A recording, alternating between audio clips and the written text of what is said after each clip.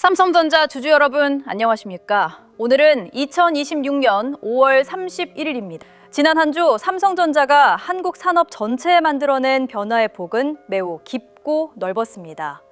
단순한 노사 합의 한 건이 아니라 한국 노동시장과 자본시장 전반의 흐름을 바꾸는 지각 변동이 일어났습니다. 세계적인 통신사 로이터는 삼성전자의 이번 임금 합의를 두고 한국 노동시장 거대한 지각 변동을 일으킨 사건이라고 평가했습니다.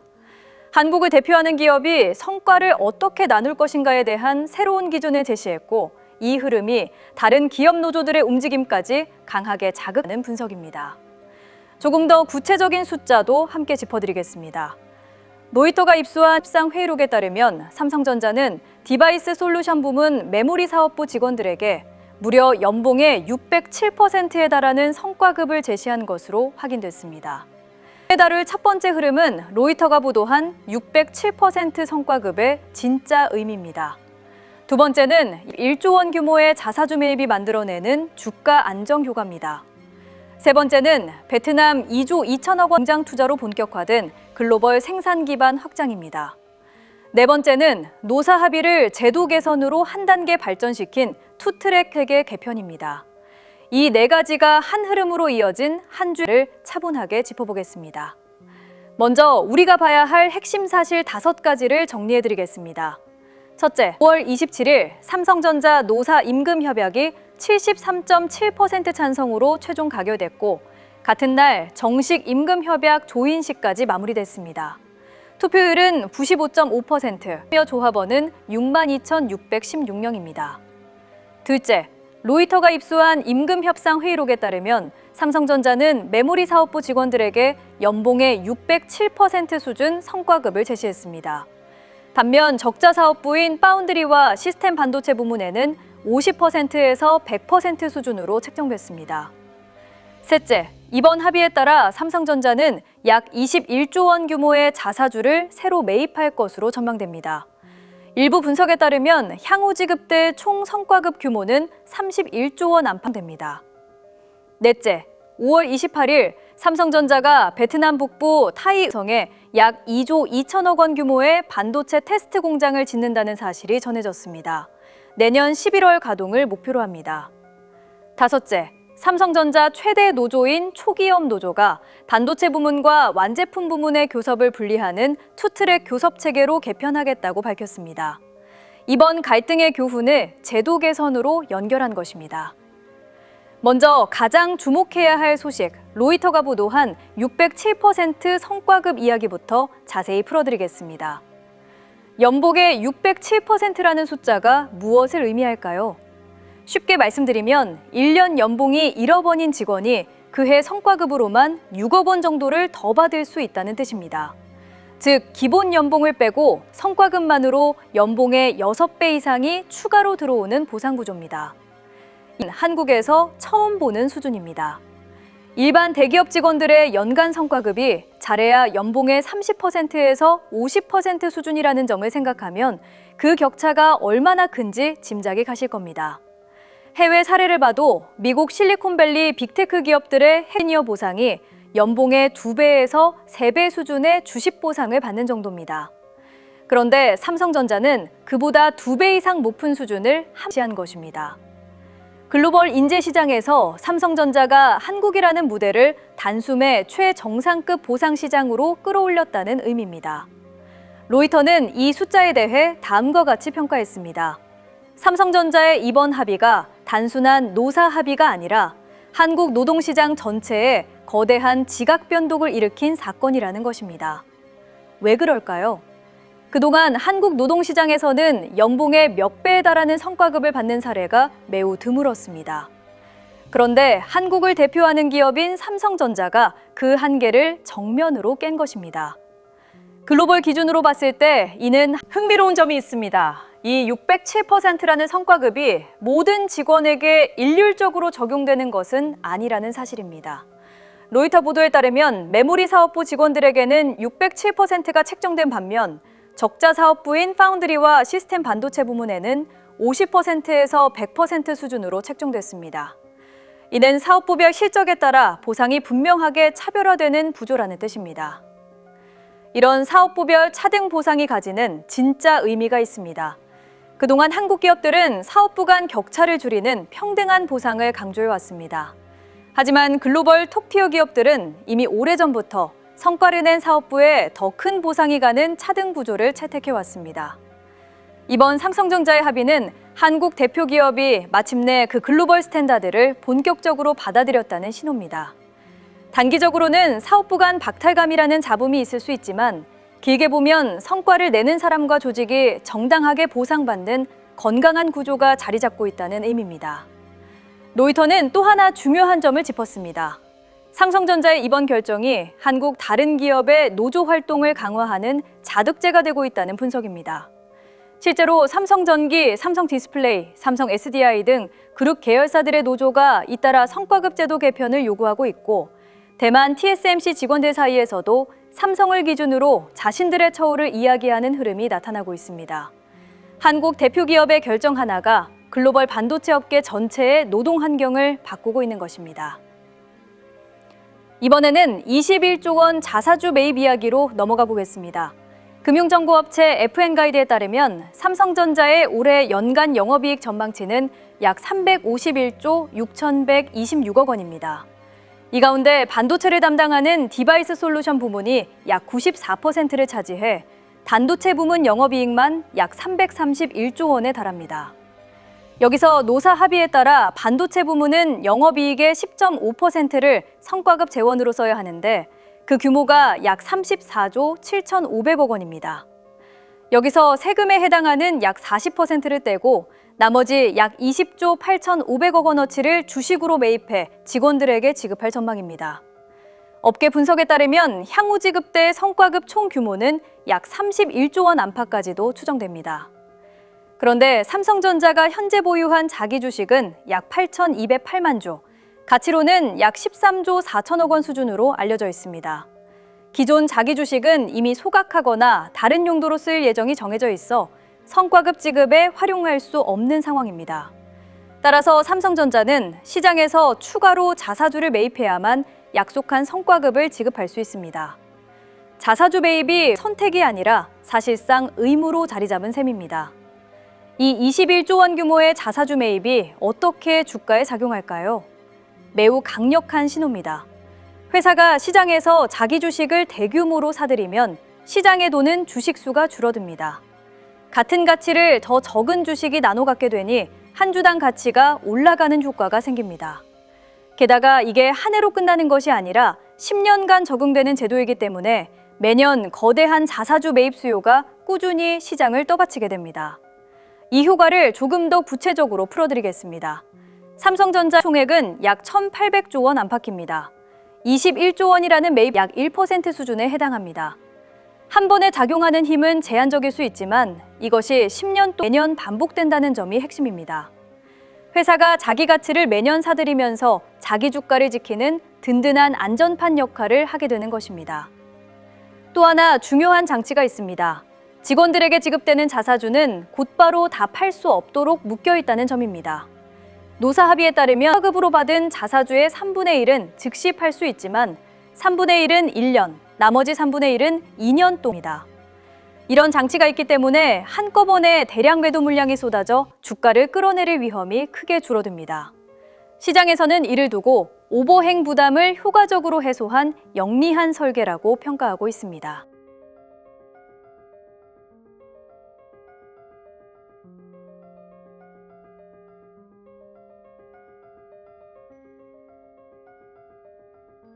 이런 구조는 직원과 회사, 그리고 주주의 이해관계를 한 방향으로 묶어주는 효과가 있습니다. 직원은 자기가 받은 주식의 가치를 올리기 위해 더 열심히 일할 동기가 생기고 이는 회사의 실적 상승으로 이어져 다시 주가를 끌어올리는 선순환이 만들어집니다. 핵심 인재의 이탈을 막는 효과까지 더해집니다.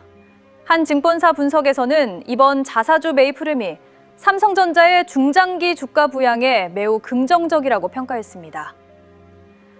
이번에는 세 번째 카드, 베트남 공장 이야기로 넘어가 보겠습니다. 삼성전자가 베트남 북부 타이 의무옌성 산업단지에 짓는 반도체 테스트 공장의 투자 규모는 약 2천억 원, 미국 달러로는 약 15억 달러입니다. 이 공장은 삼성전자의 스마트폰과 태블릿을 생산하는 대형 제조단지 바로 옆에 들어섭니다. 삼성전자의 첫 베트남 반도체 테스트 공장이라는 점에서 의미가 큽니다.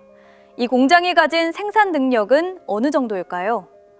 회사 측이 베트남 당국에 제출한 자료에 따르면 D램 메모리 기준으로 연간 약 191억 기가바이트, 낸드 플래시 기준으로 약 318억 기가바이트를 처리할 수 있습니다.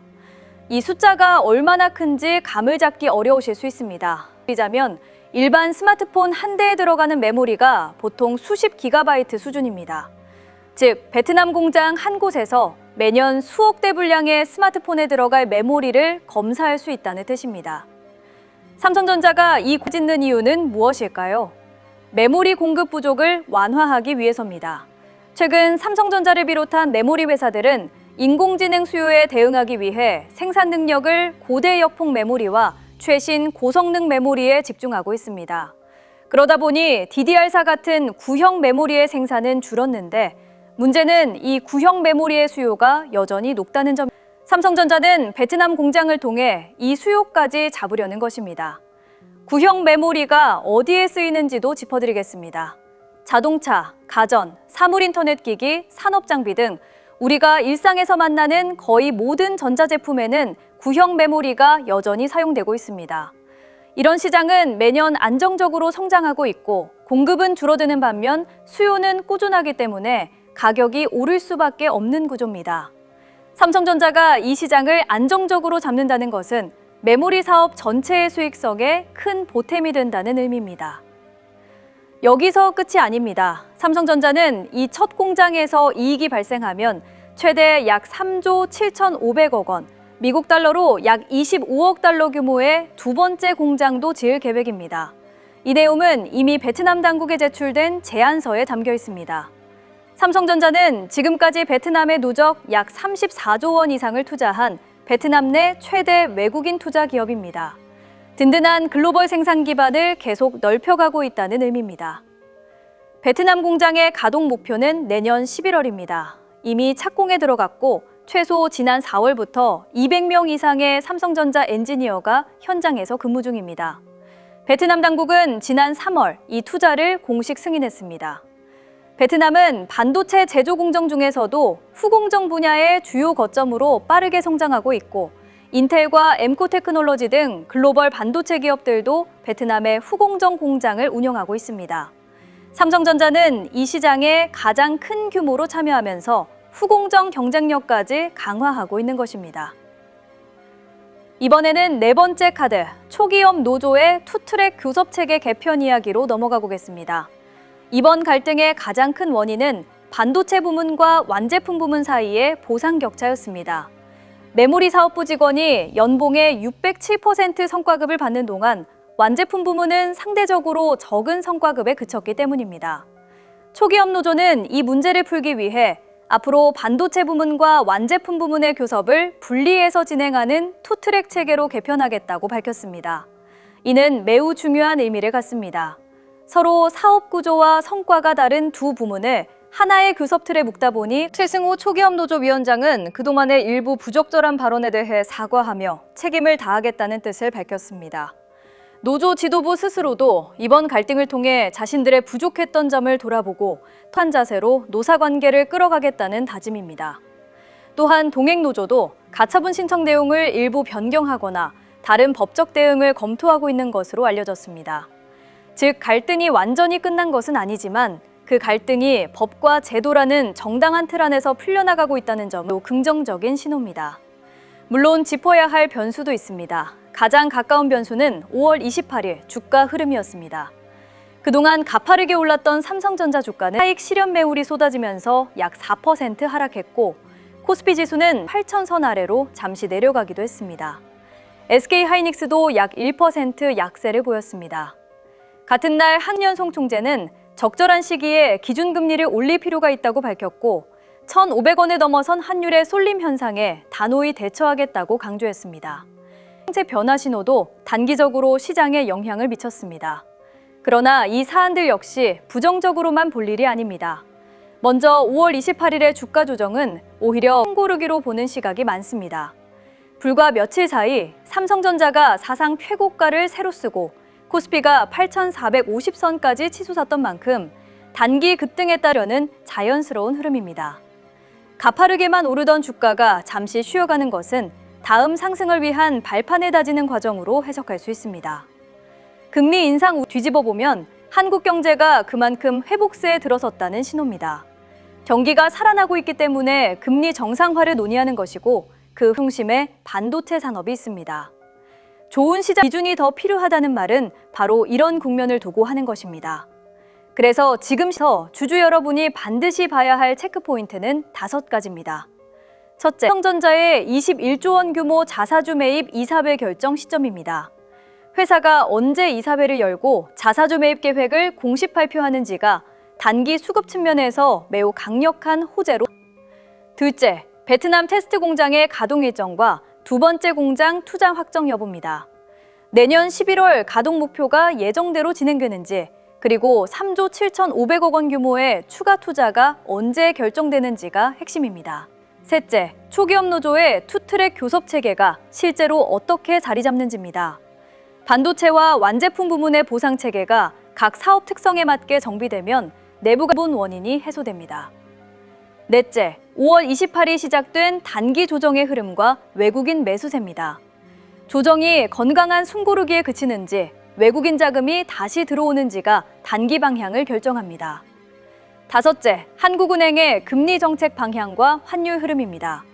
신현송 총재가 시사한 금리 시기와 속도가 증시 전반에 어떻게 영향을 미칠지 함께 살펴야 합니다. 지금 시장은 삼성전자에 분명한 질문을 던지고 있습니다. 글로벌 최고 수준의 인재 보상, 주주 가치를 끌어올리는 자사주 매입, 새로운 글로벌 생산 기반 확장, 노사 관계의 제도적 정상화까지 이 모두를 향으로 묶어낼 수 있는가 하는 질문입니다. 그리고 607% 성과급, 21조 원 베트남 2조 2천억 원 투자, 그리고 투트랙 교섭 체계 개편은 그 첫 번째 답입니다. 두 가지 시나리오가 가능합니다. 삼성전자가 21조 원 자사주 매입을 빠르게 실행, 베트남 공장으로 글로벌 생산 기반을 넓히며 투트랙 교섭으로 내부 갈등을 근본적으로 풀어내고 10% 보상으로 인재를 단단히 잡아둔다면 오늘의 흐름은 삼성전자가 글로벌 최정상 기업으로 한 단계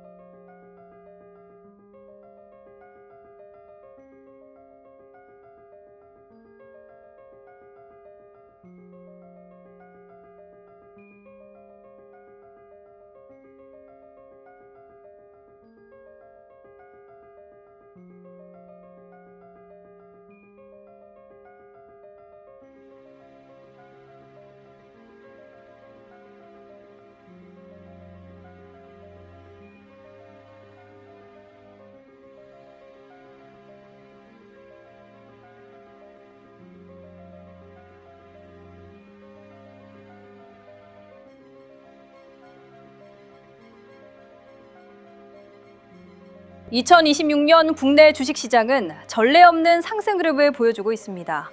6,600선을 넘어선 코스피는 8,000을 향해 순항 중이죠. 그런데 이렇게 좋은 시장에서도 생각보다 많은 분들이 망설이고 있다고 하는데 그 이유는 비슷합니다. 너무 오른 것 같아서 조금만 더 지켜보려고. 문제는 신중한만에 반복하면서 이 전례 없는 기회, 그리고 시간이 지나가 버린다는 점입니다. 그리고 지나고 나면 다시 이런 말이 나오죠. 그때 샀어야 했다. 그때 너무 겁먹지 말걸. 그런데 사실 이런 명확한 상승장에서도 개인 투자자들이 망설이는 진짜 이유는 너무 급격히 오른 주식시장 때문은 아닙니다. 진짜 이유는 본인이 확신해 갖고 있는 매매법이 없기 때문입니다. 실제 예를 들어보겠습니다. 낮 시간 동안 업무에 집중해야 하는 직장인이 실시간 돌파 매매를 따라하면 어떻게 될까요? 손절을 잘 못하는 신중한 사람이 짧게 치고 빠져야 하는 반등 매매를 따라하면 어떻게 될까요? 혹시 내가 산 주식이 손실이 나기 시작하면 갑자기 장기 투자로 생각이 바뀐 적 없으신가요? 손실을 인정하기 싫어서 분할 매수를 한 적은 없으신가요? 이런 상황은 매매법의 문제가 아닙니다. 나와 맞지 않는 매매법을 쓰고 있기 때문에 생기는 문제입니다. 요즘 주식시장에서는 아무거나 사도 오른다고 말하는 사람들이 있습니다. 하지만 오히려 상승장일수록 더 조심해야 하죠. 시장에 불이 붙은 만큼 투자자도 쉽게 흥분할 수 있습니다. 이렇게 되면 기회가 와도 수익으로 연결하기 어렵죠. 가장 중요한 건 투자하는 본인이 어떤 조건인지, 그리고 어떤 성향인지, 그리고 여기에 딱 맞는 매매법을 알고 진행하는 겁니다. 그래서 준비된 전자책 2026년 코스피 상승장 개인 투자자 실전 매매법 무료 배포가 시작되었습니다. 이 자료는 단순히 어떤 매매법이 좋다고 말하는 책이 아닙니다. 이 책은 말버릇으로 보는 투자 성향 진단으로 시작됩니다. 예를 들어 너무 오른 것 같다라는 말을 자주 하는 분은 어떤 투자 성향일까요? 그리고 어떤 매매법으로 투자를 했을 때 가장 빠르고 큰 수익을 얻을 수 있을까요? 이렇게 우리가 평소에 무심코 하는 말 안에 우리의 진짜 투자 성향과 습관이 숨어 있습니다. 이 책은 특히 이런 분들께 권해드립니다. 요즘 주식시장을 보면서 뭐라도 해야 할 것 같은데 망설이고 계신 분, 뉴스를 볼 때마다 나만 뒤처지는 것 같아 불안한 분, 너무 오른 것 같아서 계속 기회를 미루고 있는 분, 수익이 나도 오래 가져가지 못하고 손실이 나면 오래 버티는 분, 그리고 이번 상승장만큼은 제대로 수익을 만들어 보고 싶은 분, 이 자료는 꼭 한번 읽어보셔야 합니다. 상승장은 지나고 나서야 그때가 기회였다는 걸 알게 되는 경우가 많습니다. 다들 말합니다. 그때 조금만 더 빨리 살 걸. 그때 괜히 흔들려서 팔지 말 걸. 하지만 지금은 아직 내 기준을 마련해서 이 상승장에 참여할 기회가 남아있는 시장입니다. 그리고 준비된 사람에게는 단순한 뉴스가 아니라 실제 수익의 기회가 될 수 있습니다. 6가지 실전 매매법에는 내 투자 성향을 빠르게 진단하는 방법, 나에게 맞는 매매법을 고르는 기준, 시장 상황, 그리고 섹터별로 어떤 방식이 유리한지, 목표 수익률은 어떻게 잡아야 하는지, 그리고 어떤 습관이 투자를 위험하게 만드는지까지 담겨져 있습니다. 초보 투자자라면 반드시 1회독 이상 해보시길 권장드리며 이미 투자 경험이 있는 분들도 지금 내가 정말 나에게 딱 맞는 매매를 하고 있는지 꼭 한번 점검해 보시길 바랍니다. 이 책은 우리 채널의 구독자분들께 무료로 배포하고 있으며 영상 아래 더보기란의 링크를 눌러 신청해 주시면 됩니다. 본 자료는 투자 참고용이며 투자의 판단과 책임은 본인에게 있습니다.